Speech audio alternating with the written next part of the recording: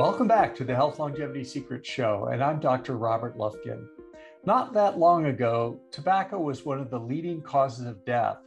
Since then, big tobacco has pivoted to another set of deadly products that have now replaced tobacco and can even be sold to children. Today, we are going to hear all about this and the universal addiction that we all face. Joan Ifland, PhD, is the CEO of Food Addiction Training and the author of Processed Food Addiction: Foundations, Assessment, and Recovery First. She received her MBA from Stanford University and a PhD in interdisciplinary studies with a specialization in addictive nutrition from the Union Institute University. She was the first chair of the Food Addiction Council for the American College of Nutrition. She currently runs an online approaches to recovery program, Addiction Reset Community, as well as food addiction education. Joan is also a food addict in recovery. Now, please enjoy this interview with Dr. Joan Ifland. Joan, welcome to the Health Longevity Secrets Show. Thank you. Thanks for having me. It's truly a pleasure to have you on on the show, and I can't wait to get into many of the topics covered in your book, Processed Food Addiction, which is actually one of my favorites. Thank you. But before we do that, let's just take a moment, if you don't mind, and tell us a little bit about how you came to be interested in this fascinating area. Well, it kind of started 25 years ago. I was a yo-yo dieter, and I got to that place where I'd regained the weight once again. My career had been as a corporate finance person. I have an MBA from Stanford, and I studied finance, and that's what I should have gone back to. My little girls were 11 and 12 years old, but I was too sick from allergies and fatigue and brain fog to go back to work.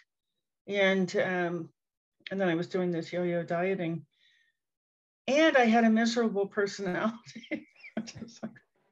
I was a rager and constantly irritable, and nothing worked and nothing was good enough, and everybody else was wrong all the time. Pretty miserable person to be around. And I was in a 12-step group for codependency. And another person in the group heard it. She heard the sugar driving my behavior. So very respectfully, a couple of times that year, she kind of said, "Why don't you try Food Addicts in Recovery?" And I'm like, I was in a thin phase, and like, "Why do you think that would help?" And she didn't tell me that it would the impact on the personality. And but by the end of the year, I'd regained the weight. So off I went, got the book, didn't read the book, went right to the food plan. And all these miraculous things started happening. I was 44 years old, and day 4 of giving up just sugars and flours, I stopped craving.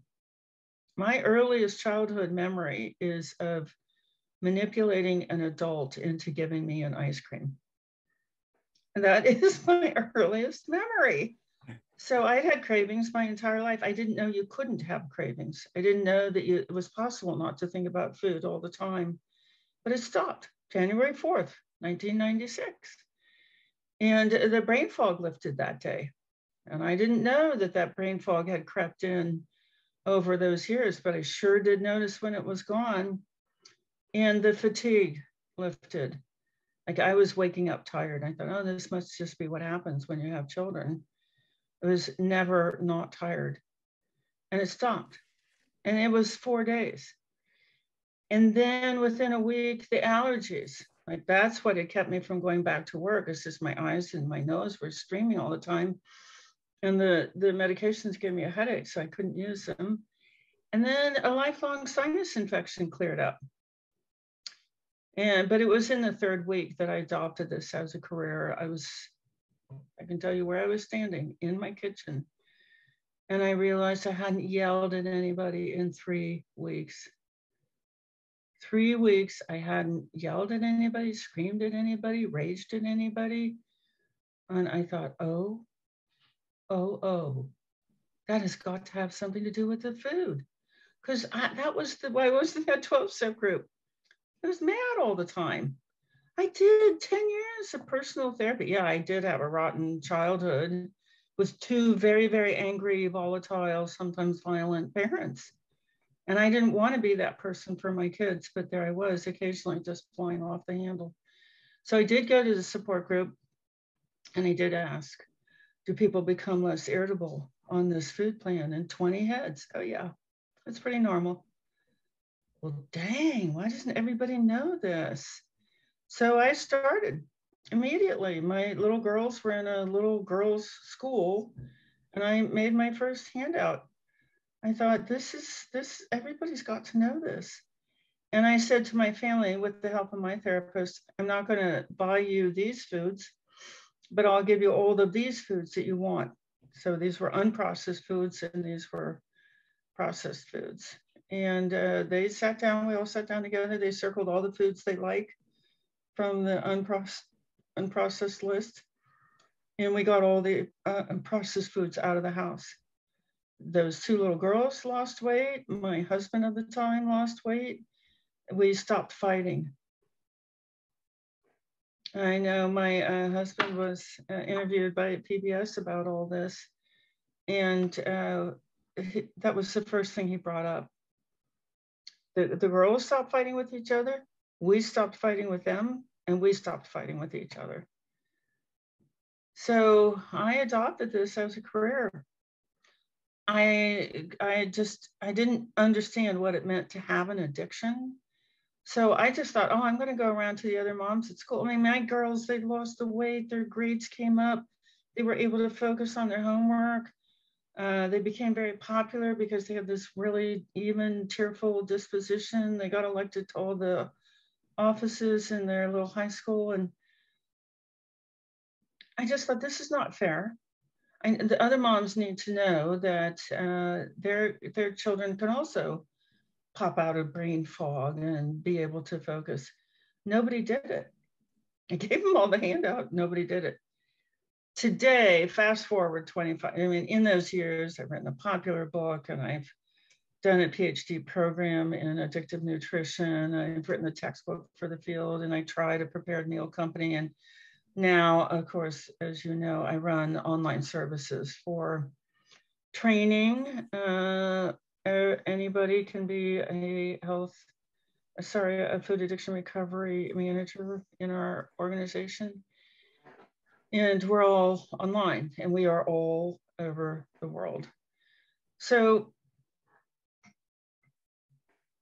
in the 22 years until we got on Zoom, I tried 14 different ways to get people to stop eating processed foods. But it wasn't until I wrote the textbook that I understood what it means to have a very deeply embedded, a deeply rooted addiction. And then I could see why none of those 14 things would ever have worked, and why no weight loss works, and why no diabetes recovery works.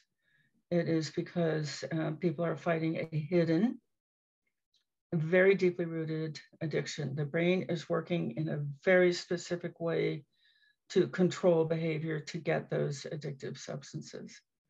Yeah, so now it's fun. Now we have a reliable method, and it works, and now it's just fun.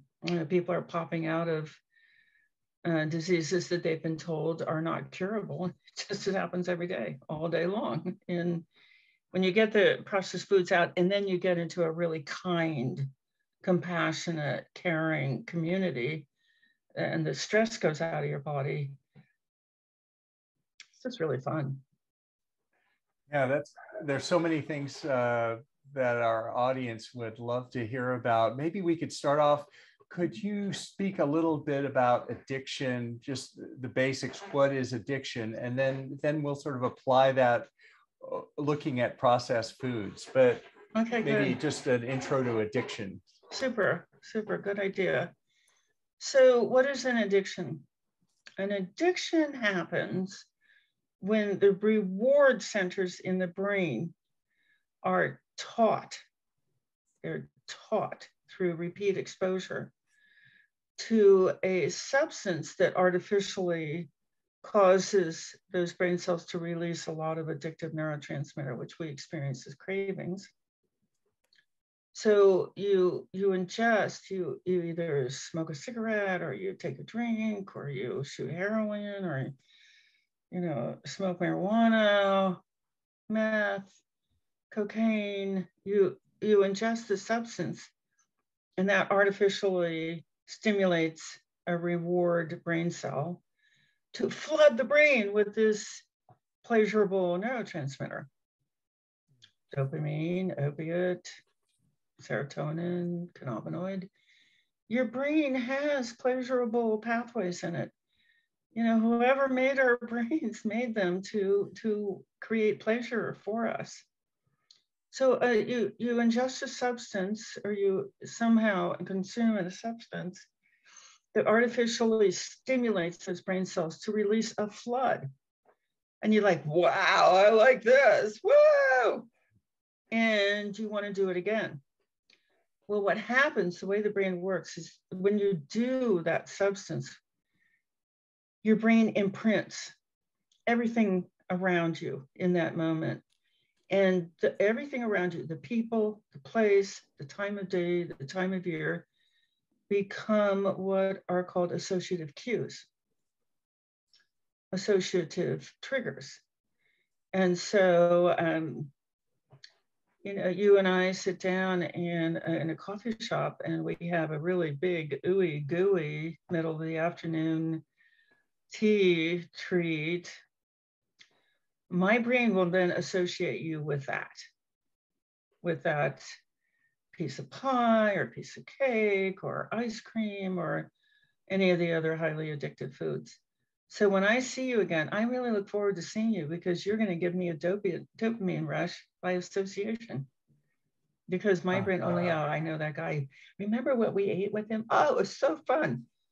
So what happens over time when you do that is you get this big rush, and then you get a crash, because the brain cell is depleted.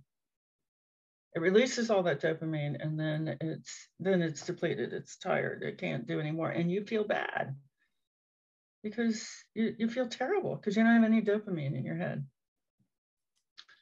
But you remember, oh, but if I just ate that thing, or if I just smoked that thing, or if I just, took that or snorted that or injected that, I remember that makes me feel better. Boom, you're in an addiction. So what happens over time is all the blood flow starts going to the addicted brain cells in the reward centers in the brain. And phase 2 is your frontal lobe starts to be deprived of blood flow. So frontal lobe is the ability to pay attention, the ability to learn, the ability to make decisions, the ability to remember, and the ability to control impulses. That's all in the new brain, this little tiny 2% of the brain, which is, where we get to do all these cool things that animals can't do. The rest of the brain is working pretty much the way it was working 3 million years ago when we got the midbrain. And once you really get that, then you know exactly what to do to recover from an addiction. So that's all it is. It's not your childhood issues. It's not laziness. It's not lack of willpower. It's not, moral bankruptcy. It's none of those things. Some drug dealer has taught these reward cells to be erupting all the time in response to these associated triggers, stimulation, reminders, signals. And the blood flow is leaving your frontal lobe where you know not to do these things. It doesn't make any difference how much you know. It doesn't make any difference. I mean, I have a PhD and I can still think that a really toxic substance is a good idea. It would be fun today. Why? Because all of my PhD knowledge is in my frontal lobe. And if I get around enough cueing, enough triggering, then the blood flow will go right back to those addictive brain cells and I'll forget. I won't be able to remember why I don't eat that stuff, why it hurts so much. I'm like, oh, well, just this once. So do you think that helps? Yeah. So it's really the substance or the experience and the environment that that creates the addiction and then triggers it again and again. So we have to avoid addictive substances or situations to begin with as much as we can. And then or situations as well. And we'll talk about treating addiction a little bit later, perhaps, but I want to look at specifically some of the food things that you've talked about before, and maybe we could go back to the fascinating story about how some of the world's experts on addiction, in other words, big tobacco, sort of changed their business strategy a few years ago that is impacting all of us today, even our children. Yeah.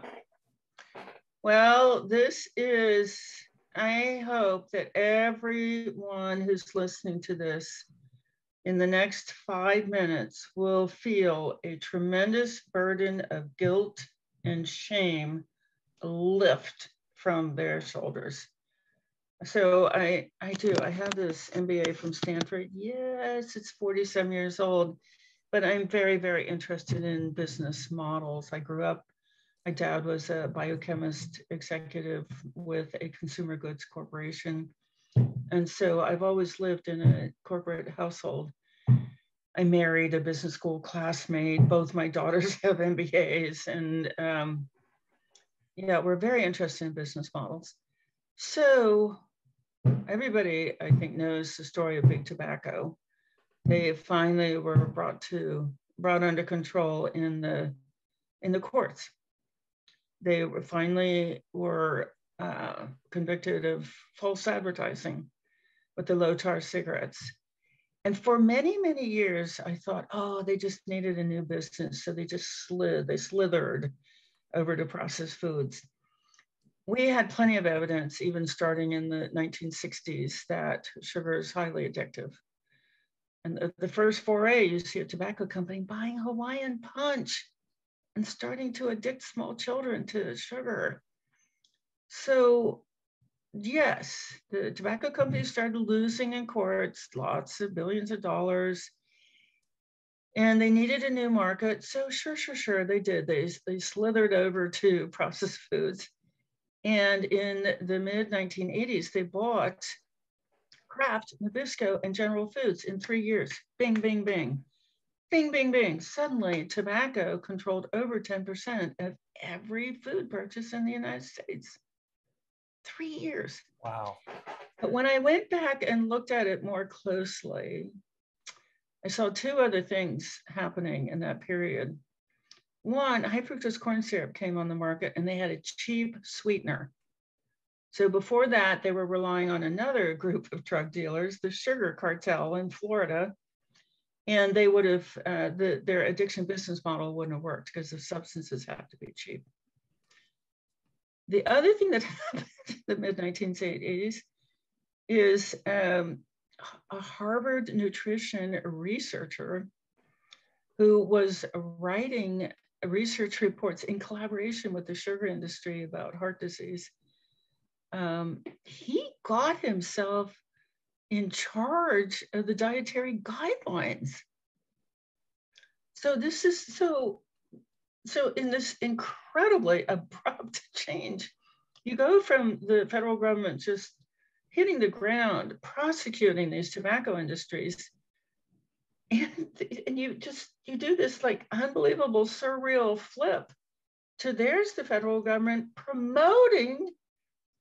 violently promoting these highly addictive refined carbohydrates.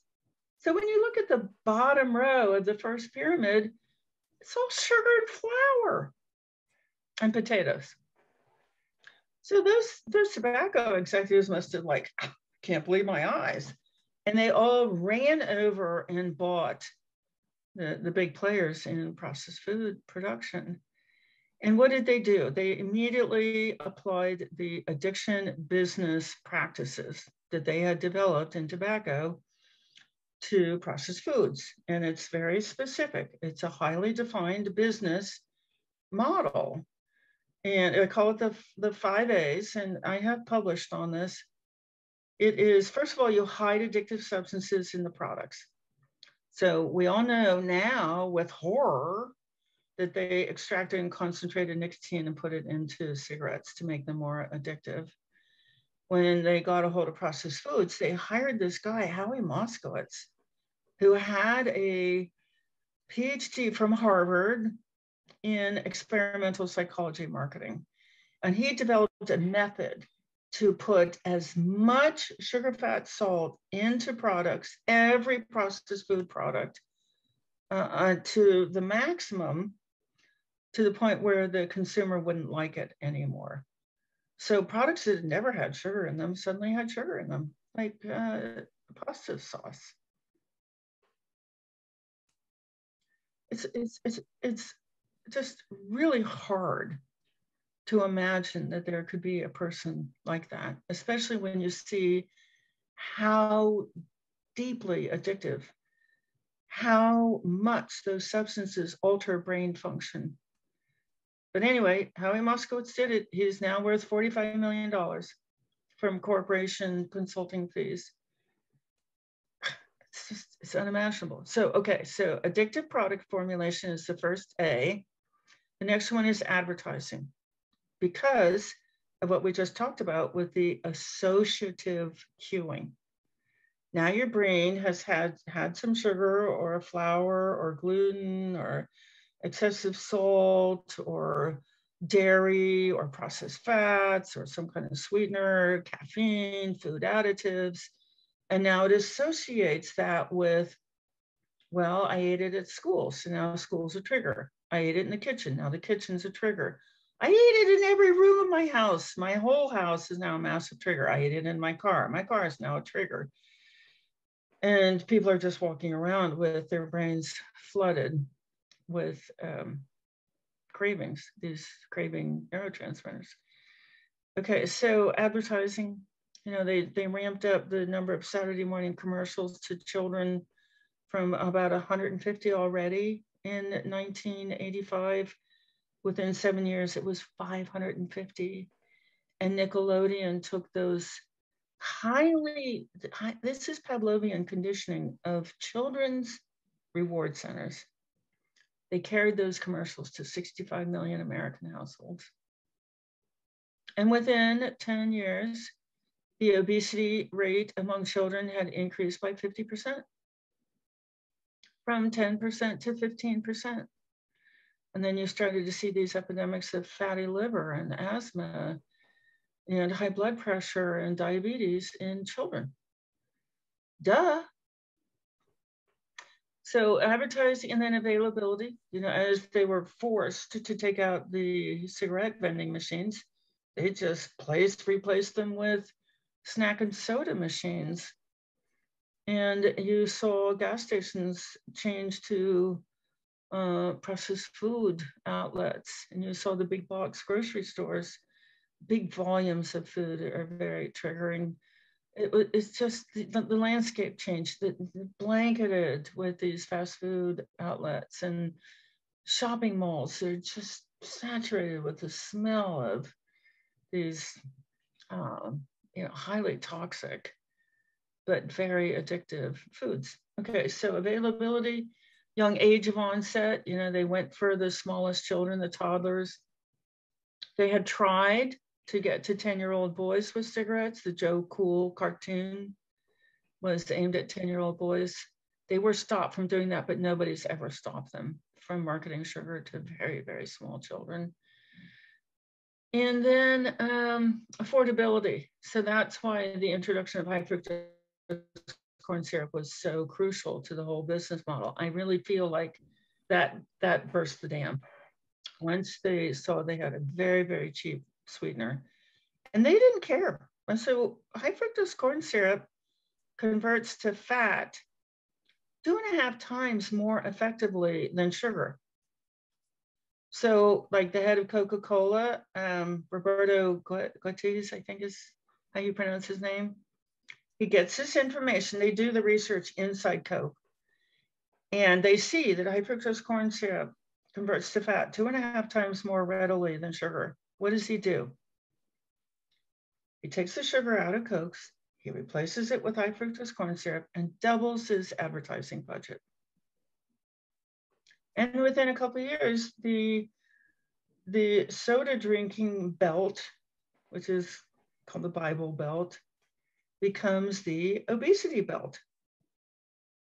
Like, no kidding. Not mysterious at all. People in that part of the world, this is the South of the United States, kind of stretching from Texas probably to Virginia. It's not uncommon for people to drink up to 4 like full sugar Cokes a day. And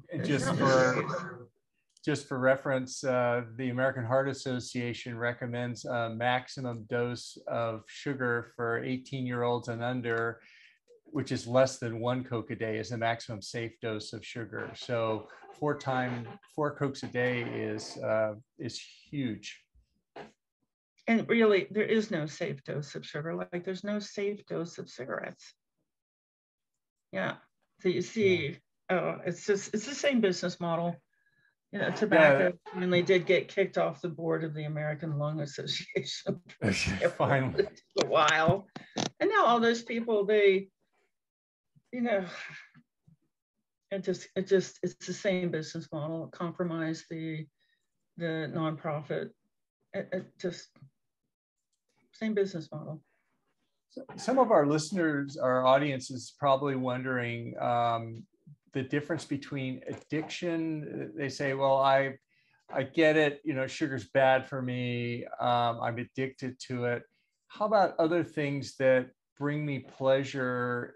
Is it that like if someone likes listening to classical music and they sit down and listen to classical music, that brings them pleasure. It may even, you know, rewire parts of their brain. Is there something about addiction related to harm, or how do we parse that out? Good question. It has to, in order for something to be called an addiction, it has to cause harm. So I may be just like hanging on for dear life until I can get home, sit on the sofa, turn on the classical music and close my eyes. That's not an addiction. But if I am just hanging on until I can get home and eat that German chocolate cake that I hid in the laundry room, that's an addiction. And it seems like if this issue we're dealing with processed foods leading to obesity and all, as an addiction, we need to approach it differently than many of the methods people are using today for weight control and obesity control. And it seems like no wonder they're all failing. What do they need to do differently to treat an addiction versus just eat less, exercise more, those kinds of things? So there are three phases of skill development needed to beat this addiction. And the first one is acceptance. Once you get acceptance, then the door opens to doing the right kind of program. And there are 3 things to go through that process of acceptance. And it's an educational process, and people can write to us and get videos and stuff if they like. One is accepting that it's an addiction. It's not everything that you've been told. It's none of those things. It's not your childhood issues. It's not an eating disorder. It's just like, eating disorder? Are you kidding me? It's like, so is smoking a breathing disorder? No. Is cocaine addiction a snorting disorder? No, it's not. It's an addiction. It is substances. So one, accepting that it's an addiction. And then two, accepting that it's a severe addiction. So a severe addiction is an addiction in which a lot of the brain, a big part of the brain has been trained to behave in an addictive pattern. And then the third thing to accept is that it's going to be immersion recovery for a long time to repair, to not repair, just rewire, restore the brain to stop behaving in that way and start behaving in a new way. So that's phase one. Phase one is all acceptance. And we do a lot of educating to move people from, I just need to lose 50 pounds, way over here to, oh, I need to retrain, 8 billion brain cells. Because the food industry also dominates the weight loss industry. Yeah. Oh, interesting. So those tobacco-style food processors are making the Atkins products. They're making the South Beach products. They own Weight Watchers, and they've just extended the addiction business model into the whole weight loss thinking. Restricted calories actually leads to waking up the food-seeking brain, and now on top of having an addicted brain, now you have a hyperactive food-seeking brain, which is the only part of the brain that's more powerful than conformance drive. Okay, so phase one. Phase two is skill acquisition. So when you get an addiction, your personality stops developing and the addiction takes over. So if you have been fed 50% sugar or baby formula, you never got a chance to develop life skills. So for example, relationship skills, relationship management skills. If you're an addicted child, you don't need that. Anything upsetting happens with another person, you don't have to settle that or figure out how to behave differently or work with that person you don't have to do any of that. I just go get something to eat. Mm-hmm. And the self-care, like, you tired? No. You go to bed, take a nap? No, just go get something to eat. So emotion regulation, well, don't need that. Just go get something to eat, something numbing. So we don't develop these basic life skills. So all of phase two is developing basic life skills so that if somebody says something mean to you, you don't eat over it anymore. Or if you get tired, you go lie down instead of going to get something to eat. Or you have an upset, you work it through. You come into a community and you talk about it and you calm down instead of going to get something to eat, et cetera, et cetera. And there's a long list of, they're just associated cues, but there are a long list of circumstances under which the addicted brain cells will create that flood of cravings, and you're just like a robot, like a zombie, you're going to get it. The addicted part of the brain takes over, and your frontal lobe might be screaming, no, don't do that. No, we don't want to do that. But it loses the competition with these deeply addicted 98% of the brain that's either activated into food seeking from not having enough food, from dieting and fasting, or activated into the addiction. This little tiny new brain, this little adorable new brain, this little 2% of your brain does not have a chance against the addicted brain or the food-seeking brain. What this frontal lobe can do, however, is control the messaging that controls the rest of the brain.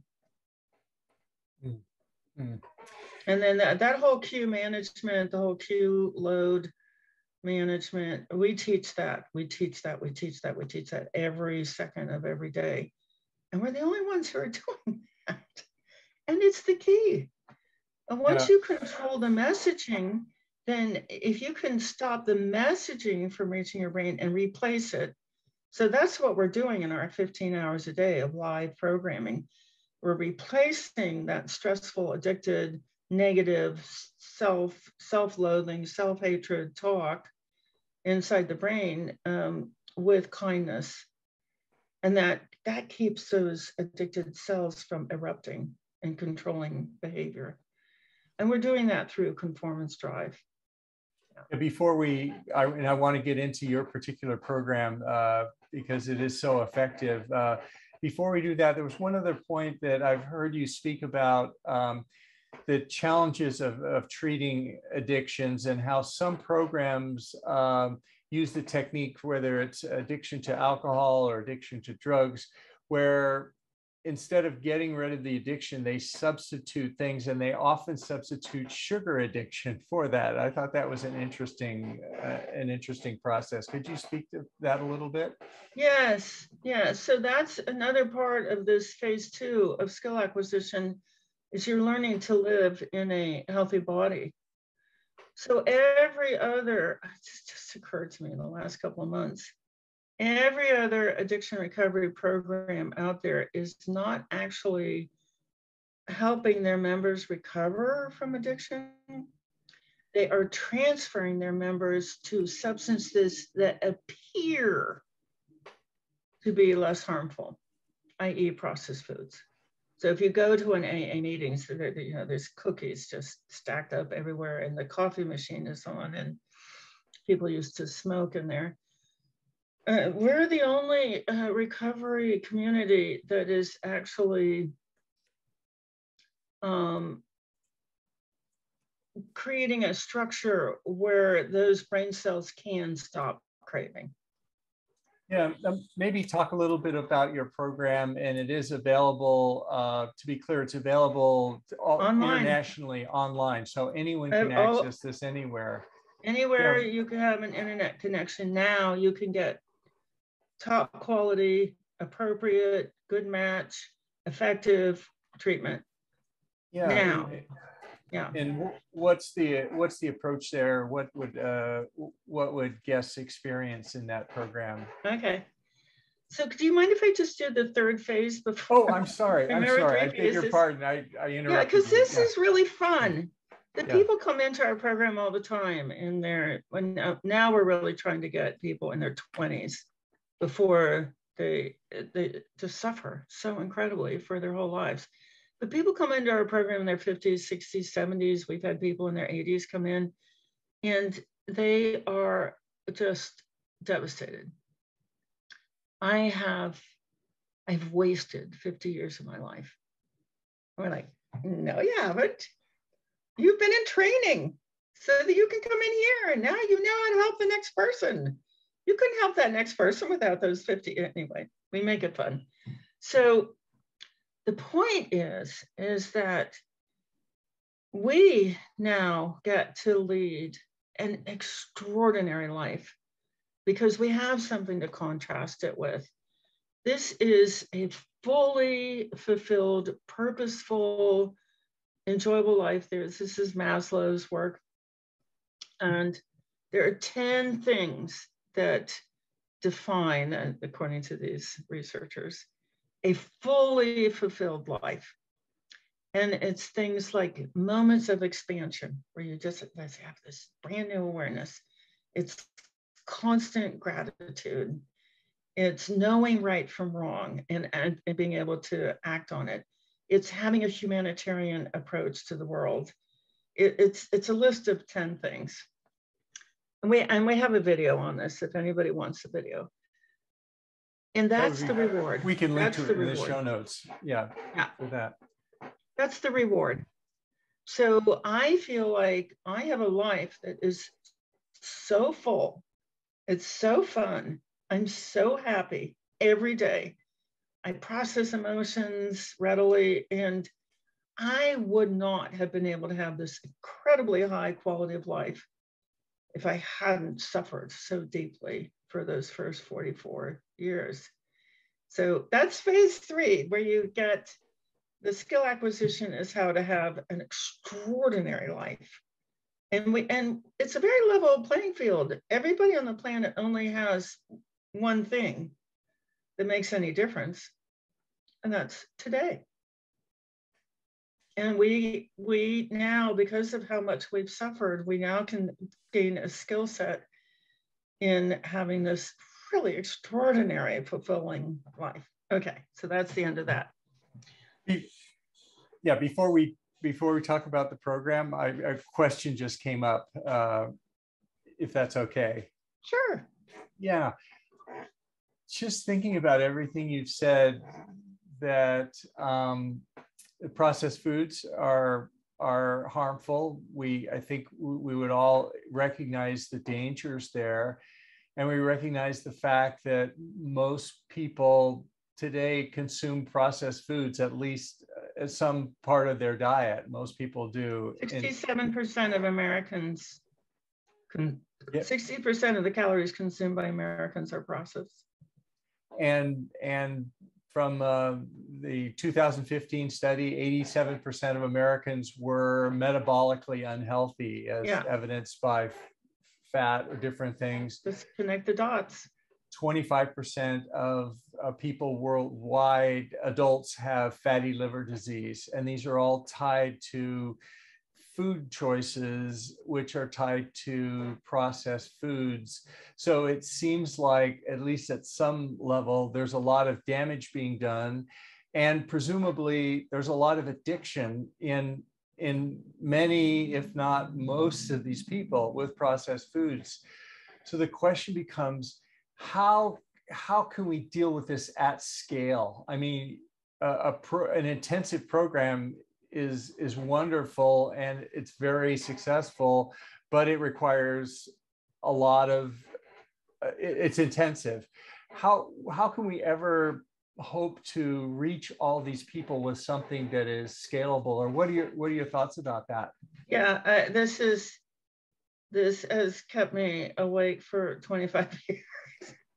It's a really good question.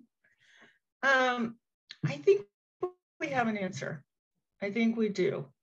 So I'm going to combine these two questions. What is our program, and how do my mantra, my affirmation, we work a lot with affirmations. 98% of our brain is so vulnerable to suggestion that I now know that if I tell my brain something is true, for 98% of my brain, it's still out in the jungle 3 million years ago, where you never see anything that's not true.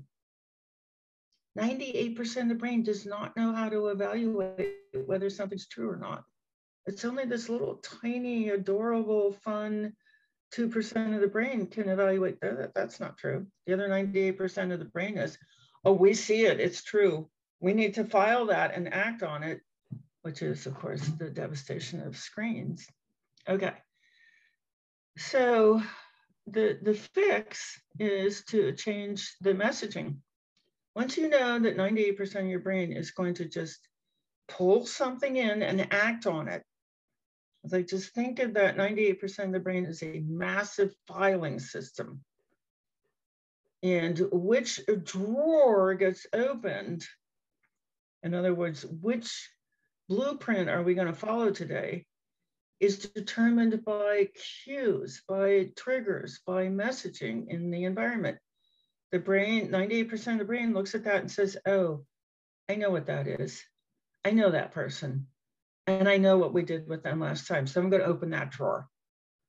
And that's the drawer of, oh, yeah. We had coffee and a pile of mode. So I'm going to put that messaging into my human. And then you get that thought, that incredible desire. Oh, hello there. It's so good to see you. Let's go get some coffee and pile of mode. That is how 98% of the brain is working. And the food industry exploits that mercilessly. That is why they will pay $1 million for one commercial, one 60-minute commercial in the Super Bowl, because they are going to put information into the filing systems of however many millions of people watch that program. Sure, yeah. So Things once go you better know with Coke. that, Yeah. then you know exactly what to do. You know exactly what to do, which is protect like heck with everything you've got. Protect the messaging that reaches that 98% of the brain. And that's what our program does. So all of our messaging is self-kindness, self-compassion, a lot of science and understanding of what had happened to you, a release from self-blame, release from self-stigmatization, release from self-hatred. Why? How do you get that stuff to stop? Well, you just immerse yourself in messaging of, I am wonderful. I'm actually quite spectacular. I must be doing a lot of things great because I'm still standing. And 1 million Americans die from this every 2 years. I'm still here. I am determined. I am willing and able to do whatever it takes to refill those filing cabinets. You don't refill them actually, but you can push the old stuff to the back of the filing cabinet so that the new stuff is in the front. And when that drawer gets opened, it's like, okay, I am really good at relationship management. I set boundaries easily. I stand up when I need to stand up. I am kind in all circumstances. I am well trained in how to enhance other people and create bountiful relationships. So that's the messaging. When you see that person that you used to go get something addictive and horrible and destructive with, you see that person is like, wow, I remember this person. Let's go for a walk. You're retraining the brain to go to a new thought. That filing cabinet, oh, I see that person, their filing cabinet rolls open. Oh, I could go for a walk with them. It's such a nice day. Let's do that. Because you've just been around people who are going for walks. Some of the things we do in our programming is we just go for a walk. So you are much more likely to go for a walk if all your friends are going for a walk. But if you're on our screens and you're around these really lovely, lovely people, and they're all going for a walk, your conformance drive, instead of helplessly going to the kitchen and eating something that you're going to hate yourself for, you helplessly go and get your tennis shoes on and walk out the front door because everybody's going for a walk. Doesn't matter if they're in New Zealand or Germany or the UK or Nebraska or New York. Everybody's going for a walk. Okay, well, we'll go with you. And it's easy and it's fun because you're engaging conformance drive. The second most powerful system in the brain is called mirror neurons. And mirror neurons are the second most powerful survival mechanism in the brain. So for 7 million years of human evolution, the anthropologists have found that people who survived and passed on their genes were in these small groups, 7 to 12 people. And these small groups would gather in their nations, maybe twice a year, and be 125 people. And if you were in that group, you lived, your children lived, your genes got passed on. And how did you get into that group? You did what they were doing. They were going to look for food. You looked for food with them. They were looking for shelter or running for shelter. You ran for shelter with them. They heard the predator coming and got out their clubs and stones. Well, you got out your club and stones too. You know, they circled your children. You circled your children too. Conformance was survival. Conformance equaled survival. So if you were the human who liked to wander off on yourself while the wild animals were waiting to have you for lunch, you wouldn't survive. So what the food industry has done is they have hijacked, they've kidnapped, they've stolen our conformance drive. But that's why you see advertisements on TV of people sitting on sofa watching TV. And once you see one of those ads of conformance drive is, oh my God, they're eating that. They're us. They're sitting on a sofa just like we are. So we better go eat that. That's conformance drive and it's vicious. So that's exactly what we have returned to control of our members, their conformance drive. And we do a lot of, we never ever tell our members what to do. We respect them too much. We will have a conversation with them in which they tell us what they think they should do. And then we affirm them. Yes, that's an incredibly great idea. In fact, I think I'll do that too. And we're teaching them, you know, even if they say, I don't know what to do. I said, well, I can give you 3 ideas if you like. So I'll rattle off 3 ideas. And then I always end with, don't do anything. Just think about this for days, weeks, years, whatever it takes, until that voice of wisdom in your head comes on and says, let's try that. Let's try that one. So we're not trying, we are succeeding. We are deliberately focused on moving the source of decision-making away from the corporations back inside the person, re-establishing. And sometimes you're not re-establishing, you're establishing for the first time trust in this part of the brain, their decision-making part of the brain. So the addiction takes away choice. I'm going to ask you to think carefully about using that word, food choice.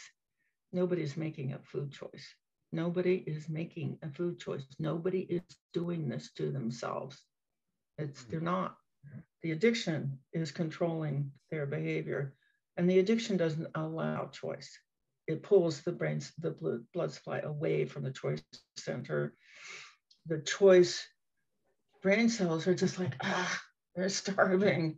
And the addicted brain cells are like, yeah, we are running this show. So don't do that, because it makes people feel guilty and it's inappropriate. Okay. Are there, go ahead. I'm sorry. Yeah, I'm sorry. Didn't mean to interrupt. So that's go what ahead. we do. 15 hours a day. And it starts in our first kind of program of the day starts in the UK. It's 3 o'clock in the morning on the East Coast of the US, but even Americans who have insomnia can get up and listen to kindness and reassurance and wisdom. And then their day ends it goes from the UK and Europe across the Americas, and it ends with our Pacific team in Australia. And then we only have a gap of, I think, 4 to 6 hours now in the middle of the night in the US before the UK and Europe and Africa pick it up again. So yeah, and then we have a big library of videos. If somebody really needs 24 hours a day, they can just hop over to the video library and play videos between the live stuff. And the shocking thing is typically it only takes a couple of days. People who have not been able to have a clean day of eating in decades, literally 20, 30 years, within a couple of days of being in their new tribe, conformance drive never rests. There they are, eating clean. Wow. Wow. Yeah. Yeah. And then do they stay on your program? Is it a long-term program where they may stay engaged in the community, or what's the life path of the experience for them? It's as soon as you leave the arc, you're back under the influence of the mainstream culture. So we've had the arc. The arc is the addiction reset community. We've had it for 3.5 years. And what we are seeing, which gives me great, great hope, is that suppose I'm the person in the household who's in the arc. But guess what? You know, I'm walking around with my laptop or my phone playing this material. Everybody else in the household has mirror neurons too. And they start to, their filing cabinets start to get filled up with ARC material. And it's not long. I mean, in the space of everything, a year or 2 is not a long period of time. with no fighting, you know, no controlling, no disputes. Everybody in the household is eating this way. So I'll give you an example. This is really funny. One of our members was doing that, just whatever she was doing in the household. She had either her smartphone or her laptop going or her tablet. And you can play this all day long. It's fascinating. And these are your friends. It's just like having neighbors over. And wonder what her husband says to her, oh, I'm so glad she's better. And I remember like, what are you talking about? You know, that lady on your program, she got home from the hospital and she's okay now. I'm just so glad. Wow. So you don't have to do anything other than just walk around your house playing the art material. And it's fascinating and it's really fun. And no, but it's not programming that you hear anywhere else. You don't hear people coming in and reporting their victories. You know, this bank teller was being so stupid, but I was able to remain kind and compassionate through the whole thing. TV is not reporting that kind of triumph, but you do get those kinds of triumphs. You know, my mother-in-law brought this stupid, disgusting dessert to my house. And I was able to just say thank you and wait until she left and then put it down the disposal. That's a victory.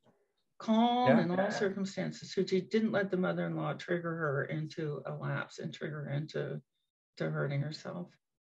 Yeah. It's fascinating. And it's fascinating. Yeah. The programming is fascinating. Well, I wonder if we agree that processed foods have very, very addictive components to them that cause a lot of damage and suffering in many of our lives. I'm wondering do you think there are specific components within processed foods? I mean, we've heard Howard Moskowitz salt, fat, and sugar analysis, but are there specific components that should be identified and legislated against? I mean, cocaine is not legal, you know, nicotine is regulated in children. I mean, should children be eating this stuff? And is it possible to identify certain components, or is it more the whole experience of the behavior that ties into it too? If you see what I'm getting at. Yeah, it is the processing itself that creates the problem. Plants have natural endorphins. I mean, whoever created us said, oh, I won't make them eat just to survive, because that's not very pleasant. I'll put endorphins in the plants, and then it'll be pleasant, and it'll help them want to eat. So and naturally distributed endorphin in a plant is fine. It's when you concentrate it. So a poppy is not going to hurt anybody, but when you concentrate the opiate in the poppy, then it becomes there becomes enough of the addictive substance to create that eruption in the reward centers in the brain. And all plants are that way. So when you powder them, when you take out the fiber, when you turn them into a liquid or a syrup, when you heat them to high temperatures, when you concentrate them, like cheese is concentrated dairy. Dairy has 4 different natural casomorphines in it so that baby cow will go to sleep. Dairy is a narcotic. When you concentrate it into cheese, it becomes like the perfect storm of addiction because it also has fat and sugar and salt concentrated in it. So I love what Marion Nestle she's the author of Food Politics, and she was the chair of the New York University Nutrition Department for a long time. She says, if it has a label, It's a warning label. I love that. Yeah, there is no such thing. If it's in a package, unless it's like a bottle of virgin olive oil or a bag of dried beans, don't buy it. Don't get into those aisles in the grocery store. You know, just spend all your time in the produce department, go across the back and get animal proteins if you use animal proteins. If you don't, go down the plant protein aisle, get your olive oil, get your spices, get your dried beans, and get out, because the grocery store is engineered to make you crazy. The grocery store is deliberately engineered by these addiction scientists to activate the reward centers and flood your brain while you're in there with craving brain chemicals. So my max in a grocery store is 20 minutes. And how do I know it's time to get out? It's because my brain will like, oh, well, maybe I could have that. Maybe I could have that. It's just now I've trained my brain is that when the maybe I could have that voice comes on, there's another voice that comes on and says, get out, go to the checkout right now. Okay, out. So yeah. When we were talking earlier, I love offline. I love that you were frank enough to describe yourself as a processed food addict in recovery. Mm-hmm. Maybe you could take a moment and tell us what how you live your life now, and not what food choices you make, because we don't make choices, but what do you eat these days, and what other things do you do in your life like that? So the food in recovery is absolutely beautiful. I do eat animal proteins, but we're at a point where a lot of people do not. So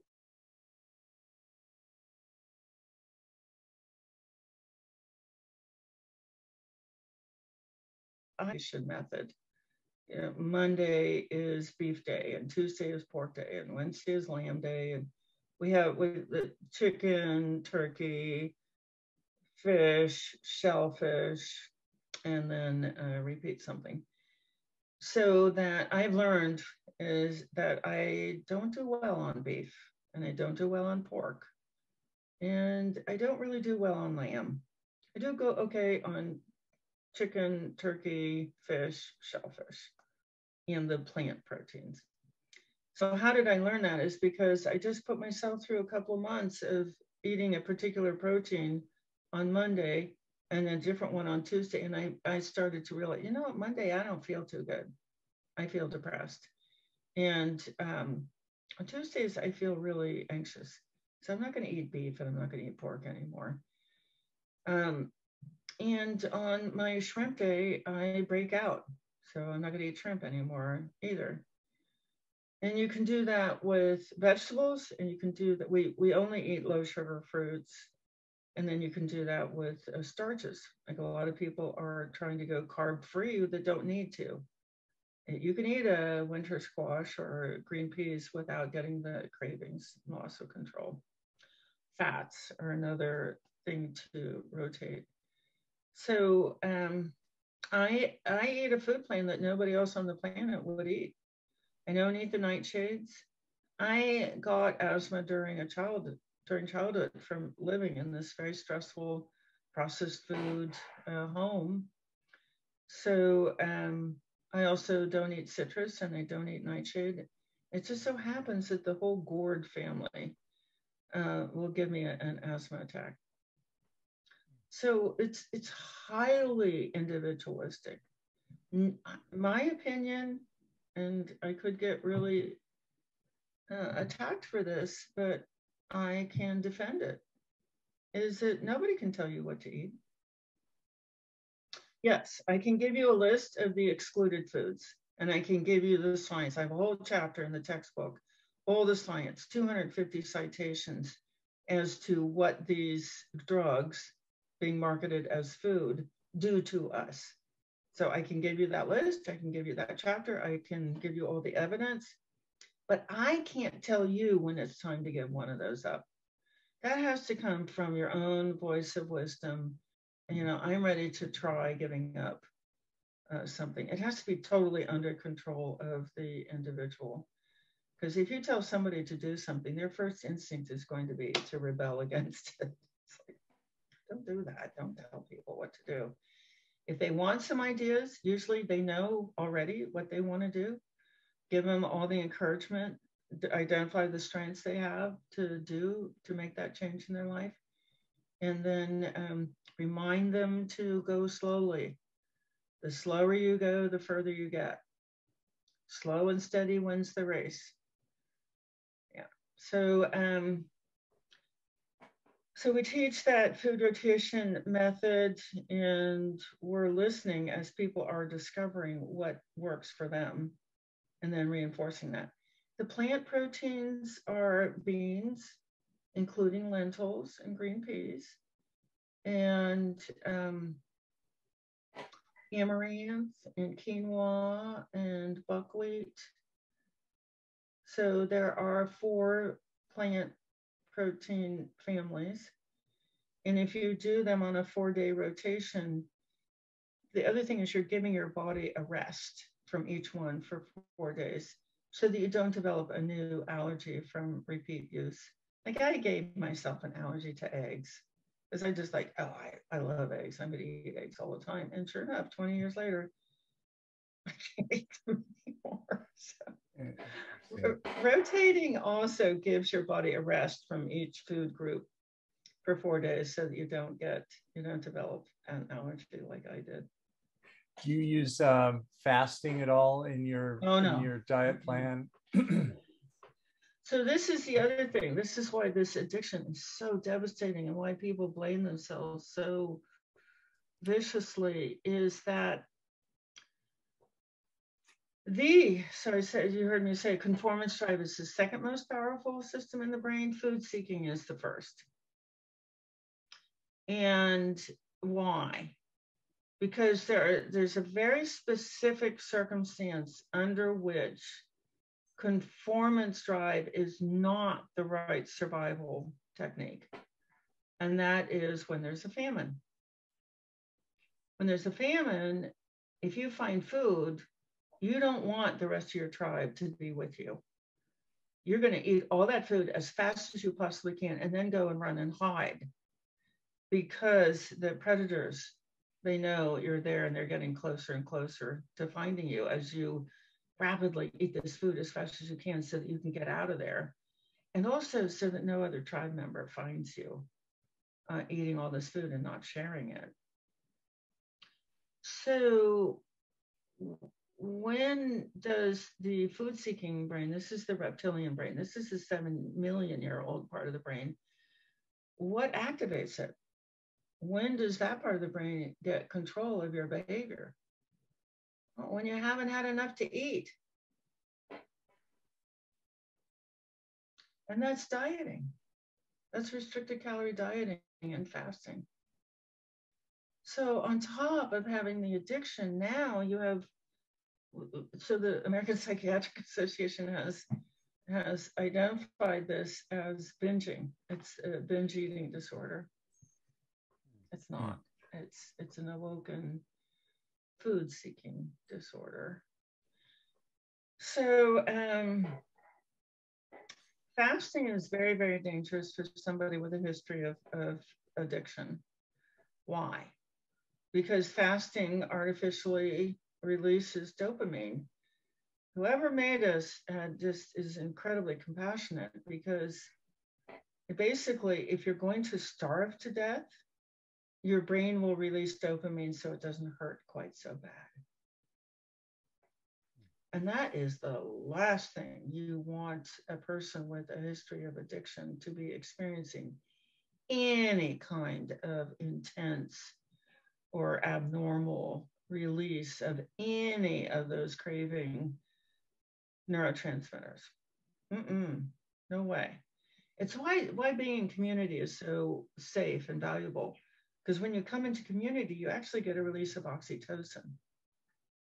And so that modulates these reward pathways. It's one of the 84 incredibly good reasons.